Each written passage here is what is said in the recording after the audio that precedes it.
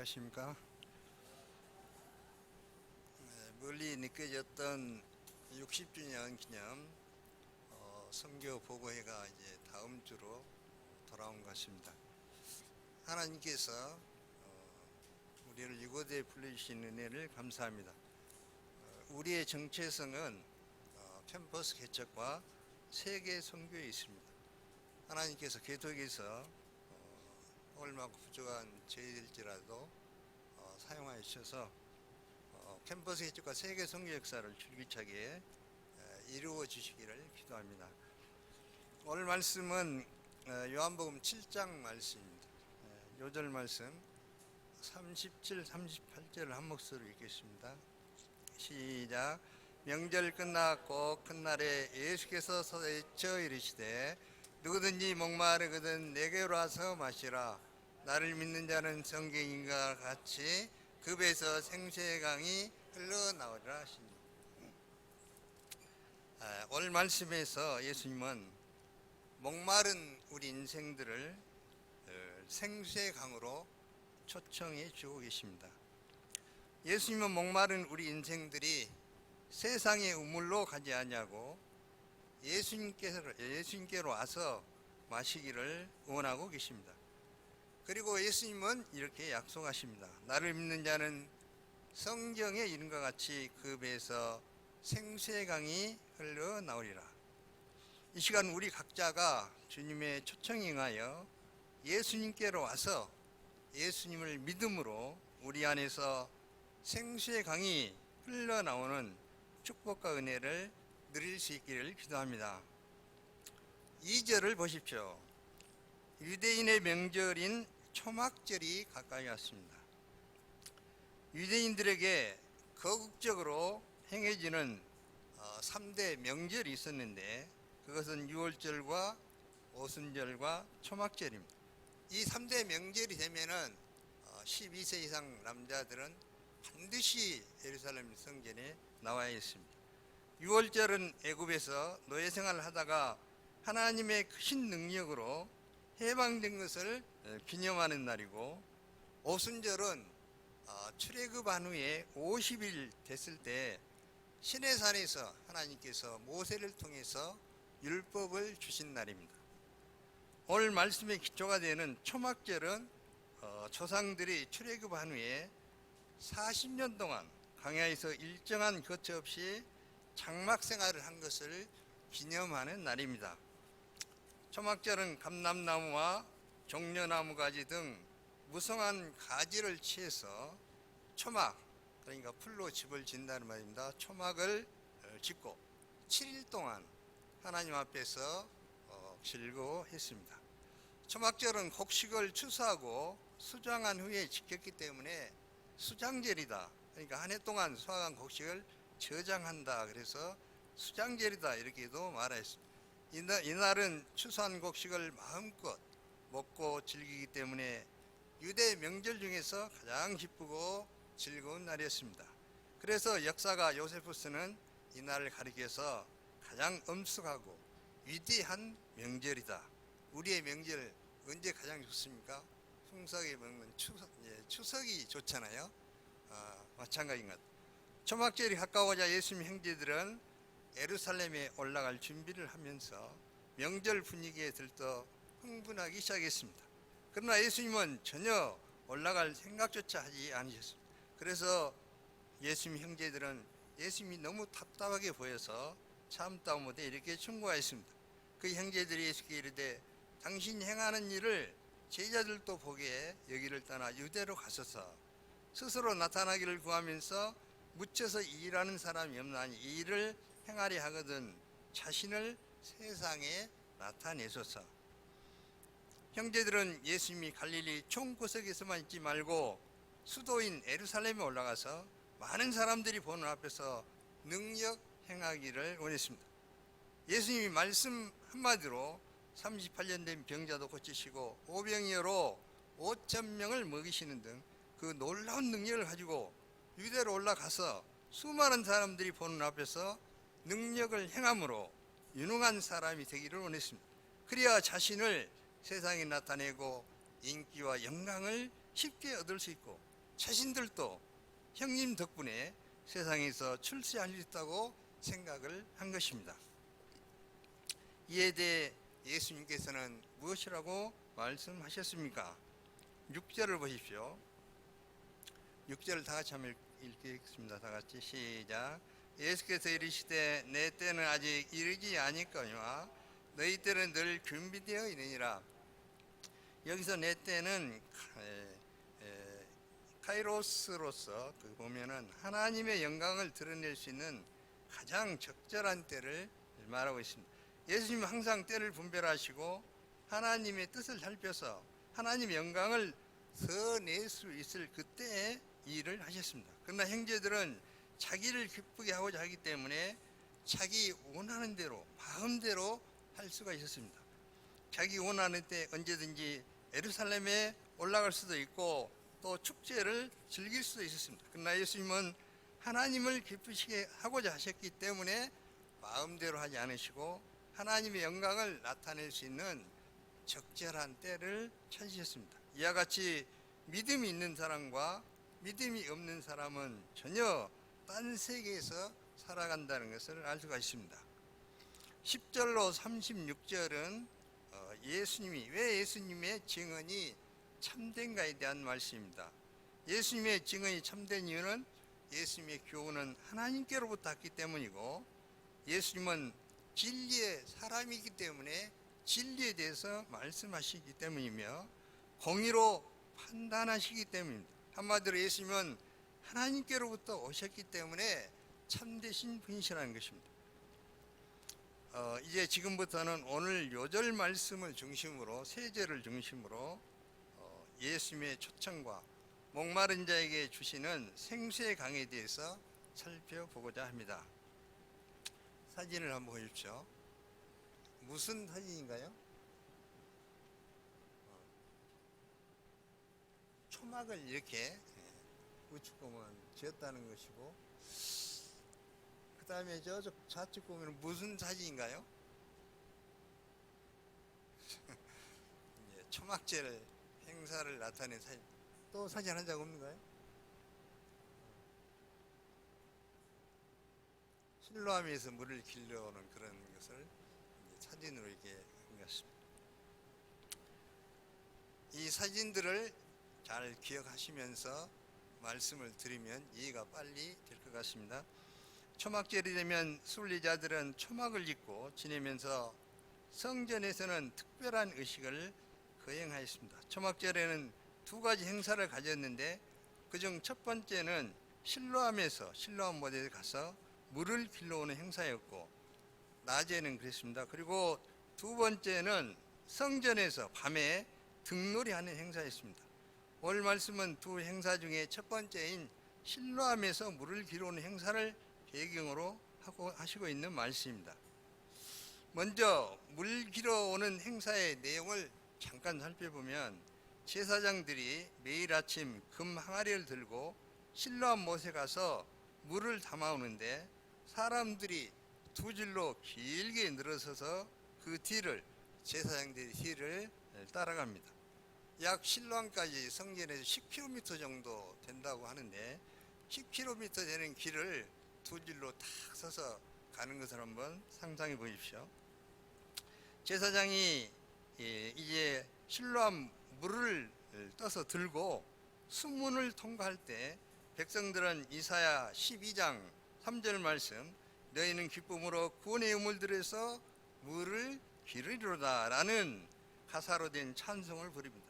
그 물은 이제 성전 제상까지 옮겨지고 거기서 하나님께 예물로 드려졌습니다. 이를 헌수, 그러니까 바친다는 말이잖아요.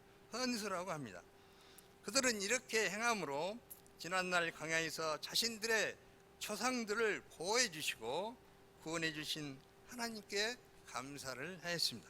또한 올해도 메마른 땅에 물을 공급해 주셔서 풍성한 추수를 하게 해주신 하나님께 감사했습니다. 그리고 내년 추수 때에도 풍성한 비를 허락해 주셔서 풍년이 들 수 있도록 하나님께 간구하였습니다.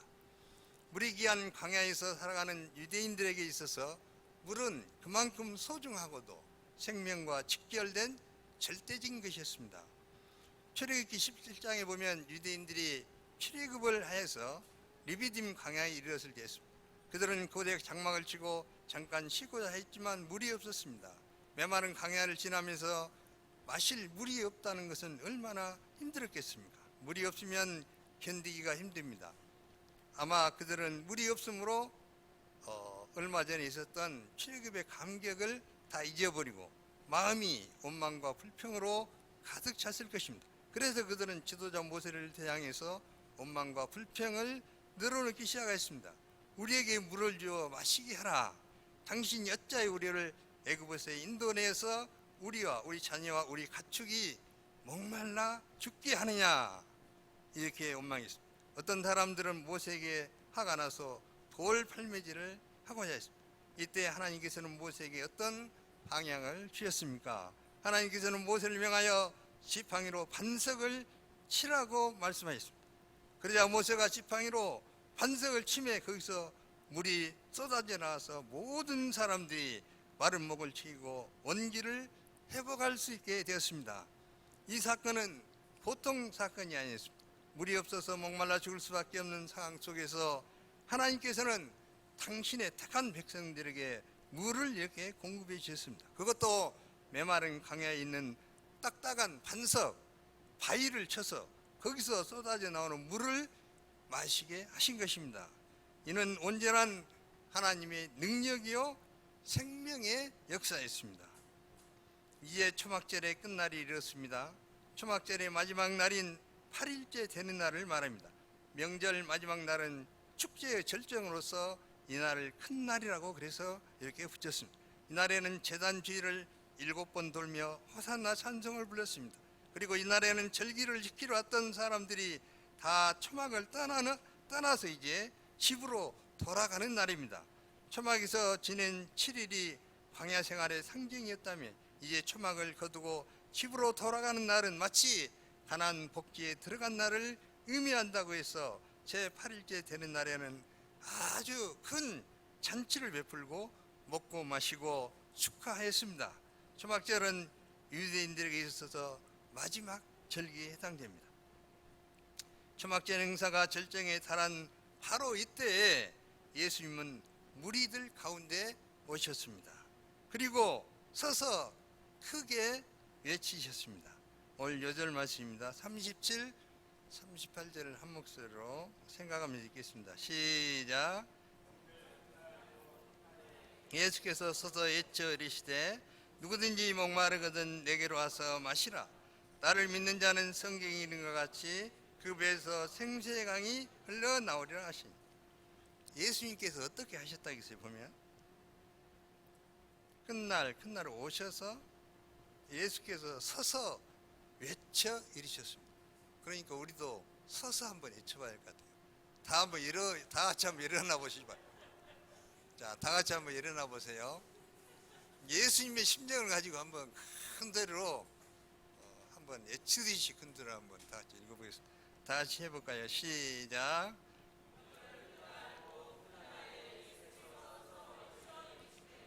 누구든지 목마르거든 내게로 와서 마시라. 나를 믿는 자는 성경에 이른 것 같이 그 배에서 생수의 강이 흘러나오리라 하시니라. 앉아주세요. 예수님이 그렇게 하셨으니까 그렇게 해야 되죠. 우리 사랑자매님 한번 암송할 수 있겠죠? 이 말씀을 다 이게 오늘 말씀 요절이니까 다 잊어버려도 이 말씀만 잘 기억하고 암송하면 되겠어요. 사람들은 큰 기대 가운데 초막절 축제에 참여하였습니다. 그러나 축제가 끝났을 때 그들의 영혼의 갈증은 채워지지 않았습니다. 공허하였고 피곤하였으며 더욱 목말랐습니다. 예수님이 없는 화려한 축제, 화려한 행사, 화려한 예배가 그들의 목마른 영혼을 결코 만족시켜 줄 수 없었습니다. 이를 아신 예수님께서는 목자의 심정으로 목마른 영혼들을 진정한 생수의 근원이신 예수님께로 이렇게 초청하신 것입니다. 예수님께서는 누구든지 목마른 사람이 있거든 예수님께로 나와서 예수님이 주시는 물을 받아 마시라고 초청하셨습니다. 그리하면 그 배에서 생수의 강이 흘러나오리라고 선포하셨습니다. 이는 상식적으로 얼른 이해가 되지 않는 말씀입니다. 목이 마르면 실로암 못에 가서 물을 떠야 하는데 예수님은 자신에게로 나오라고 하셨습니다. 내게로 와서 물을 마시라고 말씀하십니다. 그러면 예수님께서 이렇게 말씀하신 이유가 무엇입니까? 그것은 바로 예수님께서 이 땅에 오신 생수의 근원이요 구원의 반석이 되시기 때문입니다. 그러면 예수님은 왜 명절 마지막 날 무리들 가운데 서서 큰 소리로 이렇게 말씀하셨을까요? 여기서 우리는 몇 가지 중요한 진리를 배울 수가 있습니다. 첫째, 예수님의 목자의 심정입니다. 축제가 끝나고 돌아가는 무리들 가운데는 예수님에 대해 적대적인 감정을 가지거나 악평을 하는 사람들도 많았습니다. 그리고 유대 종교 지도자들은 예수님을 죽이고자 갖가지 음모를 꾸미고 있었습니다. 그래서 예수님은 이곳을 피해야 할 것 같습니다. 그러나 이들을 그대로 놓아둘 때 그들은 예수님을 알지 못하고 제 가운데 방황하다가 살다가 영원한 멸망으로 치닫게 됩니다. 그래서 예수님은 이들을 불쌍히 여기시고 큰 소리로 외치셨습니다. 누구든지 목마르거든 내게로 와서 마시라. 예수님은 목자의 심정이 충만하신 분이십니다. 둘째, 인생의 목마른 문제를 해결해 주는 분이십니다. 예수님께서 명절 끝날에 누구든지 목마르거든 내게로 와서 마시라고 초청하신 이유는 명절 끝날은 초막을 거두고 집으로 돌아가는 날, 사람들은 축제가 끝나면 공허함을 느낍니다. 그래서 채워지지 않는 빈 가슴을 안고 방황하다가 실제로 죄를 짓는 경우가 많이 있었습니다. 바로 뒷장에 나오는 8장에 나오는 음행 중에 잡혀온 여인이 대표적으로 기록되어 있습니다. 그래서 예수님은 무리들의 채워지지 않는 영혼의 목마름을 보시고 그들을 초청하신 것입니다. 사람들은 광야와 같은 세상을 살아가면서 목마른 인생을 살아가고 있습니다. 사람들은 겉으로 볼 때 만족한 인생을 사는 것 같이 보이지만 조금만 그 내면을 파고 들어가 보면은 목마른 인생 문제로 고통하면서 신음하고 있다는 것을 우리가 잘 알 수가 있습니다. 지금부터는 이제 우리 조한나 목자님께서 간단하게 메시지를 또 전하시겠습니다. 지난번에 세계에서 부자 2위인 빌 게이츠와 멀린다 부부가 결혼 27년 만에 이혼을 선언하여 세계적인 이슈로 떠올랐습니다. 그들은 세 자녀를 훌륭하게 키우고 자선 사업도 많이 하여 선한 영향력을 끼치는 삶을 살고 있었습니다. 모범 부부로 알려져 행복한 가정을 이루고 있다고 생각했는데 그들의 이혼 소식은 가히 충격적이었습니다. 이로 인해 미국에서는 황혼 이혼을 부추기고 중국에서는 결혼에 대한 희망이 사라졌다고 합니다. 아무리 세상 것들로 풍족히 채워졌다 하더라도 그것이 참 행복과 기쁨을 주는 것이 아닙니다. 사람은 영혼을 가진 존재이기 때문에 영혼에 만족이 없으면 결코 갈증이 해결되지 않습니다. 영혼의 갈증은 생수의 근원이신 예수님께 나갈 때만이 해결될 수 있습니다. 사람에게는 여러 종류의 목마름이 있습니다. 그 중에서도 사랑에 대한 목마름이 가장 심한 것 같습니다. 또한 인정에 대한 목마름, 돈에 대한 목마름, 지위에 대한 목마름, 진리에 대한 목마름들이 있습니다. 목마름 문제는 반드시 해결되어야 합니다. 문제는 어떻게 해결하는가가 문제입니다. 건강을 유지하려면 물을 많이 마셔야 합니다. 하루에 적어도 8잔 이상을 마셔야 된다고 합니다. 그것도 미네랄이 풍부한 생수를 마셔야 한다고 하면서 웅진 코웨이와 같은 정수기를 선전합니다. 우리가 육신의 건강을 유지하기 위해서는 생수를 마셔야 되는 것과 같이 영혼의 건강을 유지하기 위해서는 성령의 생수를 마셔야 합니다. 아멘. 셋째, 생수의 강이 흘러나게 됩니다. 다 같이 38절을 한 목소리 읽겠습니다. 시작. 나를 믿는 자는 성경에 이른 것 같이 그 배에서 생수의 강이 흘러나오리라. 예수님 믿는 자에게 성령을 약속해 주셨습니다. 그 배에서란 심령 깊이에서란 뜻입니다. 우리가 진실하게 죄를 고백하고 예수님을 구주로 영접할 때 죄사함을 얻게 되고 성령을 선물로 받게 됩니다. 그때 내면 깊이에서 하늘나라의 기쁨이 솟아나게 됩니다. 성령이 생수의 강이 흘러나오리라. 예수님은 생명을 여기서 생수의 강으로 표현하고 있습니다. 생수는 맑고 깨끗한 생명의 물, 신선하고 시원하며 활력이 넘치는 물을 뜻하고 있습니다. 강은 개울이나 냇물처럼 갈증나게 조금씩 쫄쫄쫄 겨우 나오다가 메말라 버리는 그런 물이 아니라 끊임없이 콸콸 솟아나서 풍성해지는 큰 물줄기를 의미합니다. 강과 같이 풍성하게 또 지속적으로 흘러 넘친다는 것입니다. 구약시대에는 하나님께서 특정한 사람에게 성령을 제한적으로 주셨습니다. 그러나 신약시대에 와서는 예수님께서 십자가와 부활로 복음을 완성하신 후에 모든 믿는 자에게 성령을 부어주십니다. 그것도 겨우 목만 축일 정도로 조금 부어주시는 것이 아니라 강같이 풍성하게 부어주신다는 것입니다. 또한 생수의 강이 흘러나오리라 하신 것은 나만 은혜를 누린 것이 아니라 나를 통해서 내 가정과 캠퍼스와 온 세계까지 흘러 넘치게 된다는 것을 말해주고 있습니다. 유명한 로이드 존스 목사님은 생수의 강을 막는 최대의 적은 죄라고 했습니다. 우리의 심령이 음란하고 탐욕, 교만, 미움, 시기, 이기심 등의 죄로 더럽혀져 있으면은 영적으로 심각한 병에 걸립니다. 끊임없이 죄의 소욕에 시달리고 거룩한 삶을 살 수 없게 됩니다. 심령이 메마르고 자기 영광을 추구하는 삶을 살게 됩니다. 이런 사람은 나름대로 열심히 사는 것 같은데 하늘로부터 오는 은혜의 통로가 막혀서 심령이 답답하고 기쁨이 없습니다. 우리가 신앙생활을 해도 때로는 목이 마를 때가 있습니다. 그러면 이때 우리는 어떻게 해야 되는 것입니까? 주님은 이렇게 말씀하십니다. 누구든지 목마르거든 내게로 와서 마시라. 내게로 와서 마시라. 예수님께로 가서 예수님이 주시는 생수를 마셔야 합니다. 그런데 어떤 사람은 신앙생활을 잘 하다가도 목이 마르면 몰래 곁길로 빠지는 사람들이 있습니다. 물론 처음에는 공부하니까 잠깐 목만 축이자 하면서 한눈을 파는 경우도 있습니다. 그러나 시험에 들어서 괴로워하는 경우를 우리는 수없이 많이 보게 됩니다. 삼손을 한번 생각해 봅시다.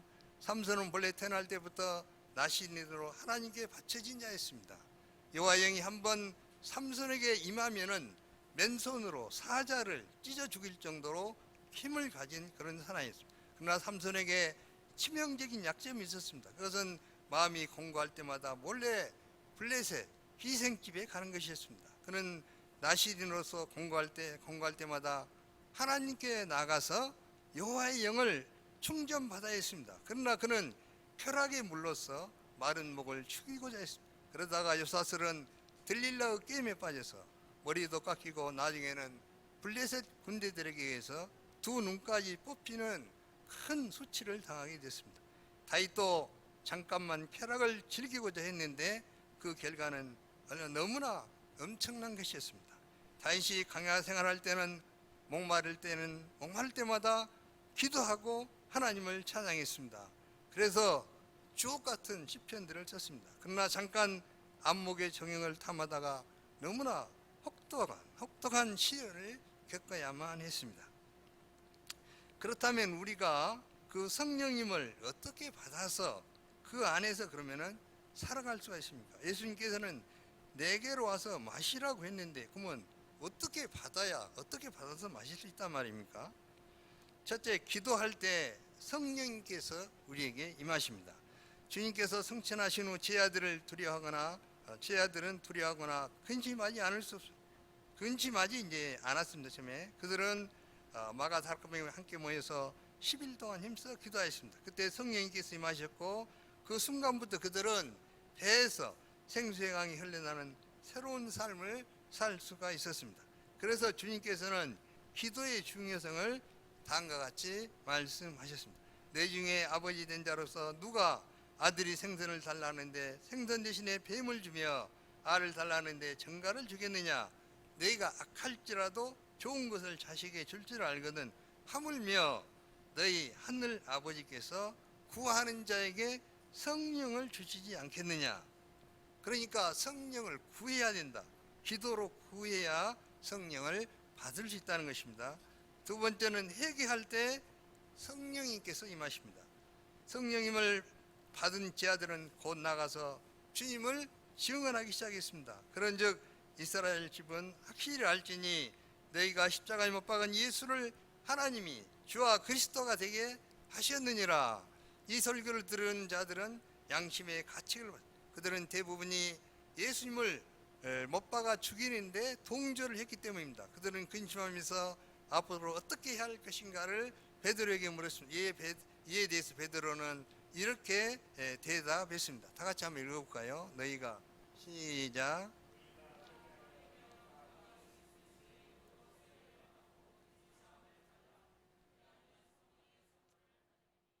그들은 베드로의 말을 따라 회개하고 세례를 받았습니다. 그때 성령님께서 그곳에 임하셨습니다. 세 번째는 말씀을 들을 때 성령이 임하였습니다. 로마 장교 고넬료가 사도 베드로를 자기 입으로 초청하여서 복음의 말씀을 들었습니다. 자기 혼자만이 아니라 집안 식구들을 다 모아놓고 함께 말씀을 들었습니다. 바로 그 말씀을 들을 때 그곳에 성령이 임하셨습니다. 또 성령을 받은 사람들의 머리 위에 손을 얹고 기도할 때 성령님이 임하셨습니다. 그리고 주님의 말씀에 순종하여 사는 자에게 성령님이 임하셨다고 하셨습니다. 이상과 같이 성령님이 임하실 때 상황은 다 다릅니다. 기도할 때, 회개할 때, 말씀을 들을 때, 안수 기도를 받을 때, 말씀에 순종할 때 등 각각 그 나름대로 특성과 모양을 지니고 있습니다. 그러나 서로 달라 보이는 각 모양은 한 가지 동일한 본질을 가지고 있다는 것을 알 수 있습니다. 그것은 공통적으로 주님을 사랑했다는 것입니다.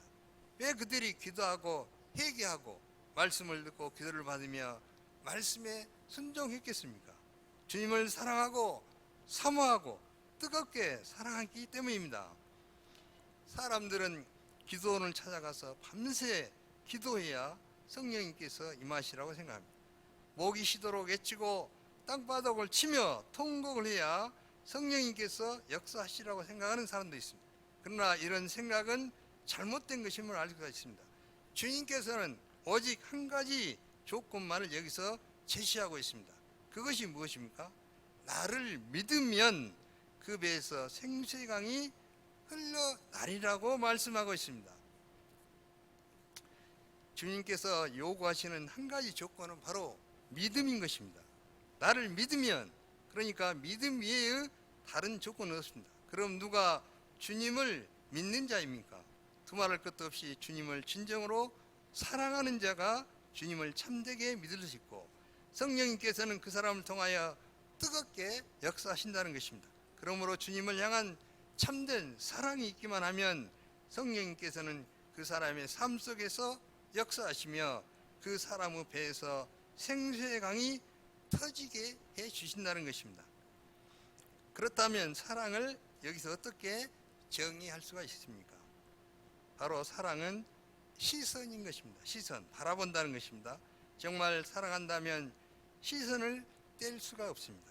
한순간도 보지 않고서는 견딜 수가 없습니다. 아니, 진정으로 사랑한다면 보지 않아도 눈에 보입니다. 눈을 감아도 보입니다. 어두워도 보입니다. 잠을 자도 보입니다. 아무것도 없는데도 다 보입니다. 그래서 사랑은 시선인 것입니다. 그렇기 때문에 사랑할수록 시선은 더욱 강렬해지게 마련입니다. 그러면 어떻게 우리가 매일매일 성령 충만함으로 살아갈 수 있는 것입니까? 그 해답은 이제 벌써 다 말씀드렸습니다. 길이요 진리요 생명이신 예수 그리스도에게 나의 시선을 온전히 고정시키는 것입니다. 그러면 그때부터 우리의 배에서 생수의 강이 터져 나올 것입니다. 결론적으로 예수님은 목마른 사람들을 향해 상한 심정으로 애치셨습니다. 누구든지 목마르거든 내게로 와서 마시라. 우리가 예수님의 초청에 응답하여 예수님께로 나가서 성령의 생수를 마심으로 성령의 열매를 맺고 참 행복과 기쁨과 자유와 평안과 감사가 넘치는 인생을 살 수 있기를 기도합니다. 우리는 구약시대를 살고 있지 않습니다. 우리는 신약시대의 성도들입니다. 신약시대 성도들의 가장 큰 특권은 성령님이 오셨다는 사실입니다. 지금 그 성령님께서 우리 안에 계신다는 것입니다. 그러므로 성령의 생수를 내가 먼저 풍성하게 누려야 하겠습니다. 그럴 때 내 속에 생수가 흘러 넘쳐서 캠퍼스와 직장과 가정과 우리나라와 세계를 변화시키는 귀한 역사에 쓰임받을 수 있을 것을 믿습니다. 기도하겠습니다. 하나님 아버지, 누구든지 목마르거든 내게로 와서 마시라는 귀한 말씀을 주시니 감사합니다. 저희들이 날마다 제 시선을 예수님께 고정하고 예수님을 바라봄으로 성령의 충만한 신앙생활을 할 수 있도록 도와주시기를 기도하고 합니다. 저희들이 성령의 충만한 생활을 함으로 저희를 통해서 많은 영혼들이 구원받는 역사에 귀하게 저희들을 사용하여 주시기를 기도하고 합니다. 귀한 말씀 주심을 감사하며 예수님의 이름으로 기도합니다. 아멘.